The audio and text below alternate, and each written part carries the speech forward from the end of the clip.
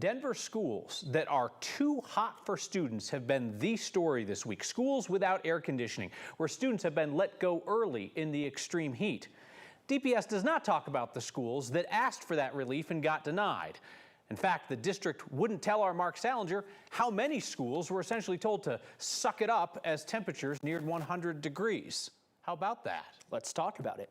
We found out this afternoon that the Denver Classroom Teachers Association says at least one school principal asked the district for permission to let school out early today, and that request was denied. The principal wrote in an email to her staff that the district denied a so-called heat day because only one temperature reading inside the school was above 85 degrees. That temperature would be comfortable on a beach.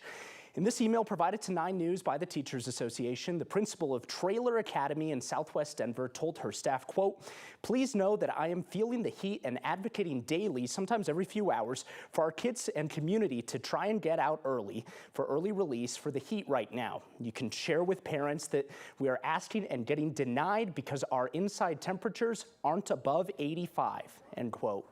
DPS got back to us this afternoon and said that, yes, it's true, only one classroom at Traylor was above 85 degrees, and that's why the district still made kids go to school.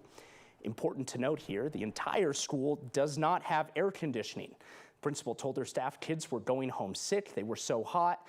The teachers union says it's unacceptable for district officials sitting in an air-conditioned office to make these decisions. The concern is that these decisions are being made by somebody downtown that maybe hasn't even come to the school or isn't in the classroom with those students every day.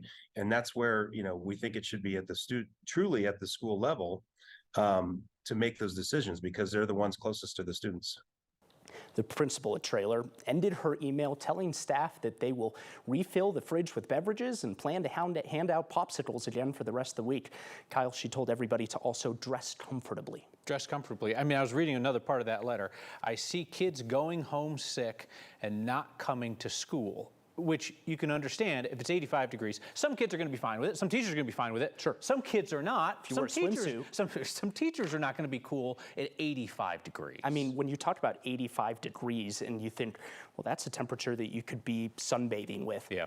That's not a temperature that is, by most means, comfortable to sit in a classroom and learn, especially if you're a little kid at first grade or whatever. Well, again, as the teachers union brings up, the real question here is how much discretion is given to building leaders to say, I know the building, I know the people in it, we can't function, versus how much is made at central office.